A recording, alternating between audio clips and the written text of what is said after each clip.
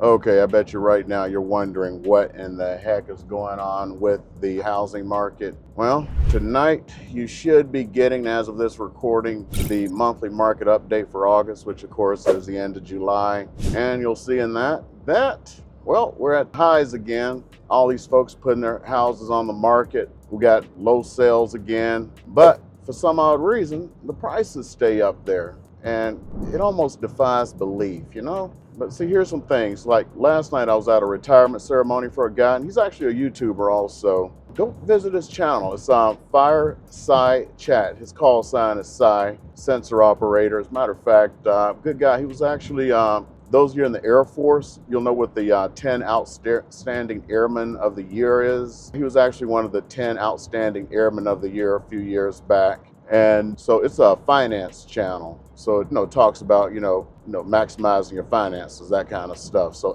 FIRE. So I guess he's in that fire movement. So Psy is his call sign because he's looks like Psy, the singer. Opum Gangnam Style. So PSY.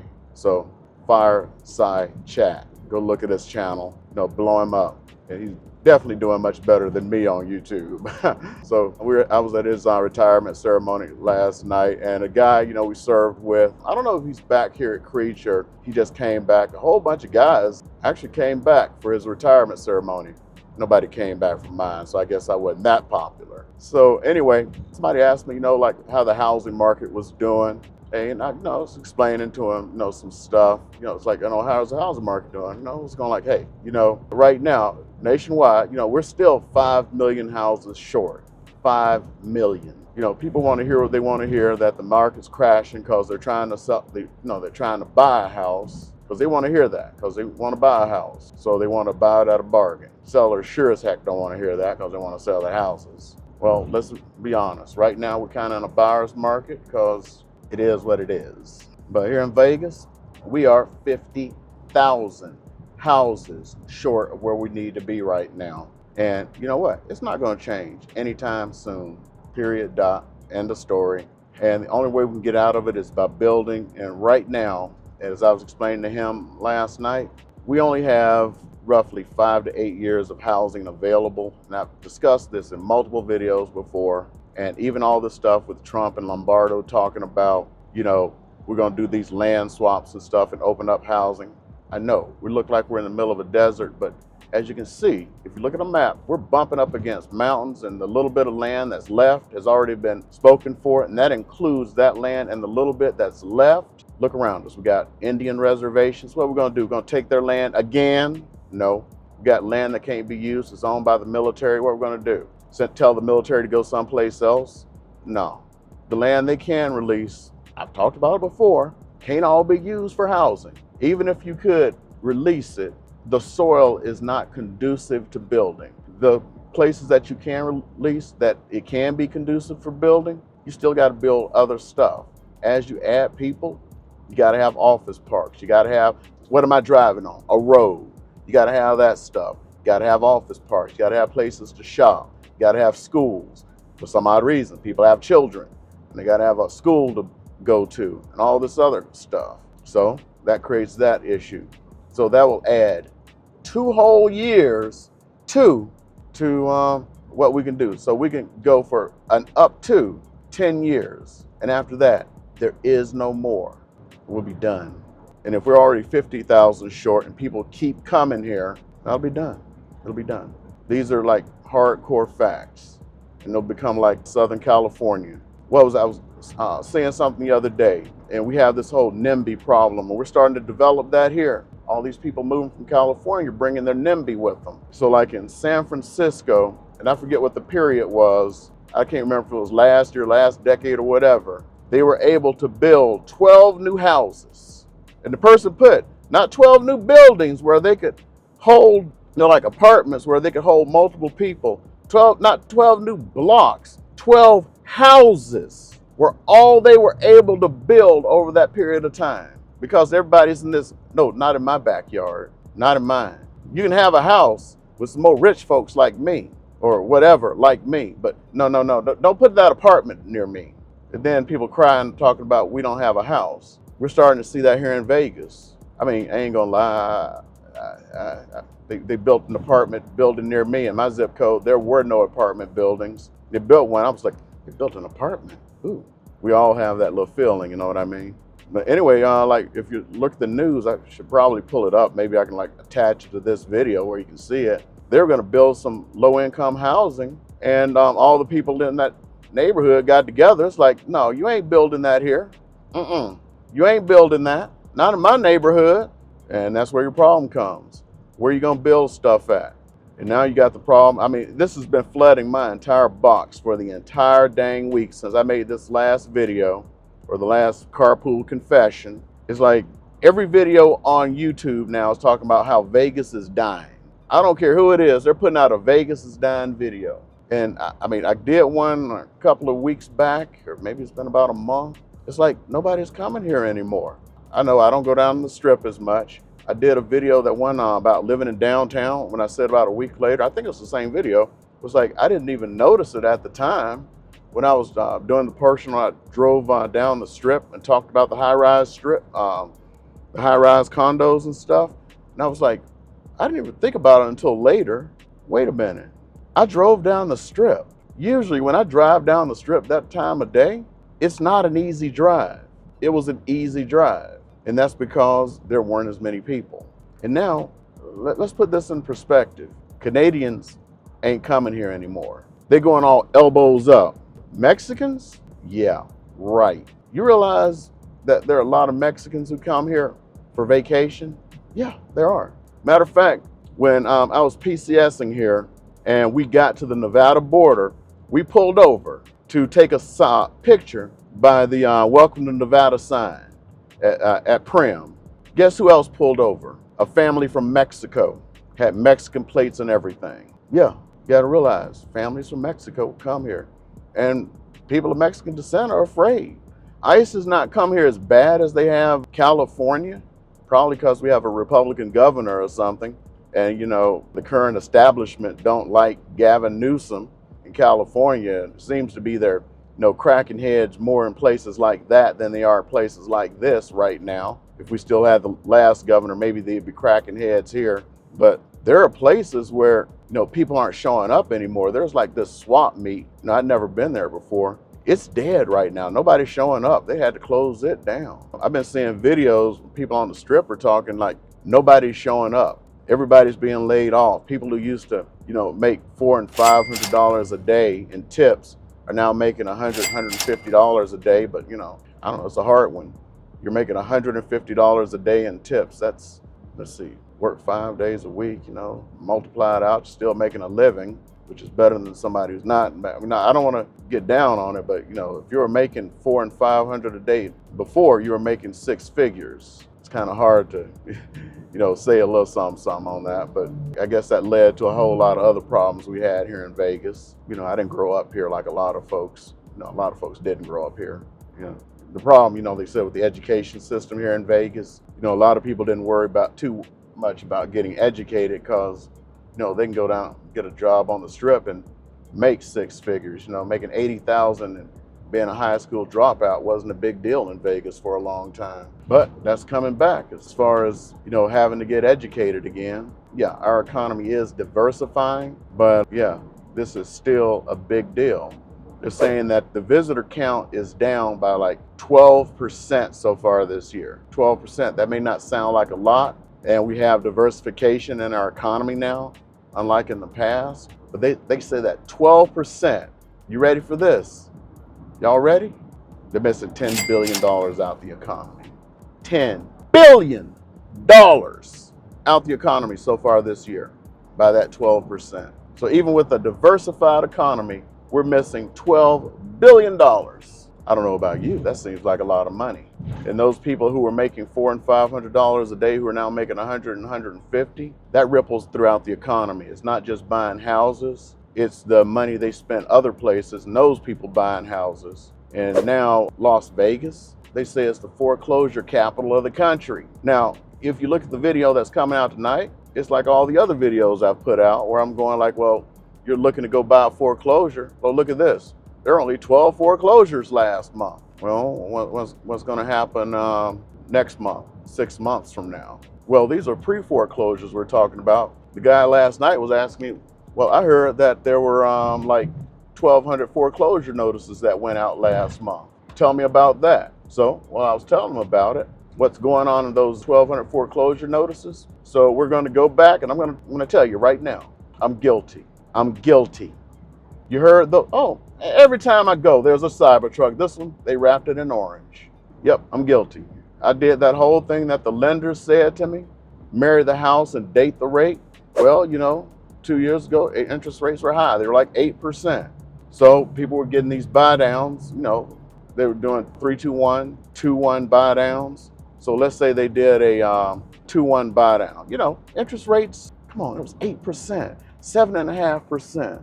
So, okay, you got a 2-1 buy down. Hey, I'm not gonna worry about it. I'm gonna buy it down to 6.5%. No, the seller's gonna do that for me. And 6.5%. Okay, well, oh man, second year. Okay, so it's 7.5%. Okay, it's 5.5% for that first year. Okay, I can handle that. Oh, second year is 6.5%. Okay, now it's stretching me. Now it reset to 7.5%, but my credit's not so good anymore. Oh, what just happened? Oh, my credit's not good. I can't refi it to this 6.5% that it is now. I'm paying 7.5%. Ooh, I'm having issues. Now I'm having issues. And now they're having issues paying their bills. That's where these foreclosure notices are coming from. So, yeah, nobody expected these rates to be this high for this long. Yeah, they're not 7.5%. Yeah, they're not 8%. But when was the last time rates were this dang high? It's been like 20 years. 20 dang years. And like I keep saying, all these old head realtors who sit around talking about, oh, I can remember when it was, back in my day, when it was 13%. Yeah, it was 13% when houses cost $45,000. Shut up. Shut up. They're not $45,000 anymore. They're not $25,000 like in the southern U.S. back in the day. They're $400,000. So 7.5%, is a lot of money, and people are struggling, and that's where the problem comes. Then you got people, putting their houses on the market, and of course they want all this money for their house, and they're trying to figure out how come they can't get the money, and then they come around with I don't get it. Why is my house not selling? So these houses are sitting on the market all this time. Oh, I don't get it. I'm sitting here and I'm like looking at in all these groups and I'm hearing all this stuff. They fired me because I wasn't able to sell their house in 1 month. Houses don't sell in a month anymore. I mean, that's kind of like, people know that. We live in an era when houses do not sell in a month anymore, and people need to be educated on that. We are in a normal era. If your house doesn't sell in 2 and 3 months, it's normal. That's why buyers have choice. And it feels like the weight of the world is falling on the seller. Weight of the world didn't fall on you. Reality of we are in a normal market. I've been in real estate for 12 years now. And in 12 years, there's never been a market like this. I was in this thing yesterday, prior to the retirement ceremony, where somebody was asking, it was full of like a couple of hundred realtors. And this guy from this company called T360. And he was like, how many people have been in real estate less than 5 years? A whole bunch of hands up. And as it got to like 12 years or more, actually it was over 12 years, it was only a few hands. And it was like, none of you have ever seen, for those who under 12 years, none of you have ever seen anything like what a real estate market looks like. That's what the problem is. Nobody's ever seen a real estate market. The buyers have never seen a real estate market. The sellers have never seen a real estate market, and the sellers are losing it. When I bought this house, I had to buy it in the first weekend. Yeah, you did. When my friends sold their house, it was sold in a week. Yeah, it did. That's not the reality of now. The reality of now is the house is probably going to take a good few months to sell. And that's a good few months if you overprice it and don't do what you're supposed to do. Honestly, houses still sell on the weekend, properly priced. You went through some real cool stats. I probably need to put some of those, well, not probably, I'm gonna put some of those together and hopefully get those out maybe by the next week, or put in a good video instead of just hustling and flowing here. Gotta go get some gas now over at Sam's. Next week I'll probably get it at Costco. Well, actually Costco is open today. They opened a few days ago, but only for the gas. But the actual store opens on Thursday. So next week I may drop by Costco. I'm usually a Costco guy, but I've been doing Sam's because I can get more stuff done, because I get this, drop off the kiddos, then I get some shopping done. Get angry with the prices, but So anyway, going back through, I'm looking at, they're just sitting there pulling out all these stats about how long it's taken to sell a house now nationwide compared in the past. And when people overprice their houses, it's amazing. You actually get way less money for the house. Well, it's not way less, it's like a couple of %. But if you overprice your house and it takes you an extra month to sell your house or two, and you end up getting, I think you quoted like 2 to 3% less. You get like 2-3% less money for the house. That's why when you're doing this stuff about, what I think and I feel, and just go by the numbers. If you go by the numbers, you will never fail, ever. So anyway, it's the same, no matter what. Math is math. People are gonna pay you what the market is. There's only one time, we had that little unicorn time during COVID. People just lost their minds. You could price it whatever you want. You didn't have to fix the house. Right now, you don't have to fix the house. Everything that agents say that they do that sell your house, it's bunk. Let me be honest. When you go to buy your house, just think about it. Even when you, as a seller, when you bought your house, what did you do? Let's be honest. You went to Zillow, right? You went to Zillow. You looked at pictures, the pictures that interested you. That's the house you bought, or at least you went to look at. What made anything any different? All this stuff that agents say they do or did, they were bunk. They're bunk. Oh, I have a large social media following. I'm gonna put it on my social media. I've asked like top agents, and I asked them what they do. They list a house. Oh, I have a large social media following. I put it on my social media, and I do this and I do that. I'm like, oh, okay. Well, how many houses have you actually sold from that? I never sold a house from that. Then why do you tell your clients that? It makes them feel good. Well, how do you sell the houses? Well, they if I price it right, I take good pictures, and they have good access, it sells. That's all you need to do to sell a house. Buyers, when you go in, I want a house at 80% of value. Yeah, you can do that, but it's going to be a fixer-upper. So many times I hear people go like, I want a house, I don't mind fixing it up. You know what I found out 90% of the time? Ready for this? 90% of the time, they mind fixing it up. You can buy a house for 80% off, 60% off even. When people say they don't mind fixing it up to get a bargain, most people, not flippers, they don't mind because they're gonna flip it. Most people do mind, most people. So don't just say that. I want a bargain and I don't mind getting it. I don't mind fixing it up. So anyway, that's your confession. About to have to maneuver around folks to get in this position to get this gas, and to always ask. I've never been able to understand. They got gas pumps on both sides of these dang things here, and why people will pull over and go to the other side, a gas station, and then wrap their butts around a dang gas pump.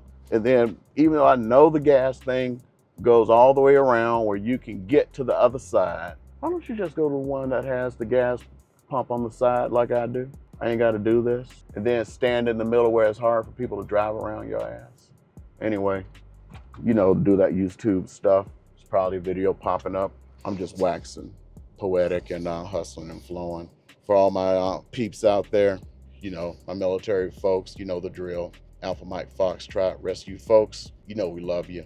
And we're gonna keep them lights on for you. Another video's popping up. Go ahead and hit it, and call, text, email if you need to talk to me. I need to go get this gas.